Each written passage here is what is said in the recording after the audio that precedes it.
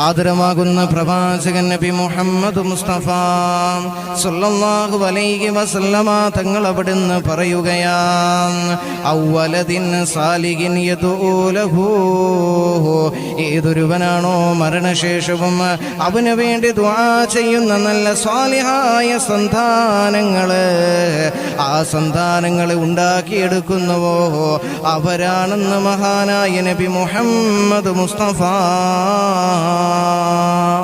സല്ലല്ലാഹു അലൈഹി വസല്ലം. ആദമിന്റെ മക്കൾ മരണപ്പെട്ടു കഴിഞ്ഞാലും അവന്റെ ഖബറിലേക്ക് പ്രതിഫലങ്ങൾ ഇങ്ങനെ ഒഴുകിക്കൊണ്ടിരിക്കുന്ന രണ്ടാമത്തെ കാര്യം വലതുൻ സാലിഹ, സാലിഹായ സന്താനങ്ങളാണെന്ന് മഹാനായ നബി മുഹമ്മദ് മുസ്തഫ സല്ലല്ലാഹു അലൈഹി വസല്ലമ തങ്ങൾ നമ്മെ പഠിപ്പിക്കുകയാ. എന്നിട്ട് അതിലൂടെ ചേർത്ത് അല്ലാഹുവിന്റെ റസൂൽ പറയുകയാ യദഉ ലഹു എന്നും കൂടെ.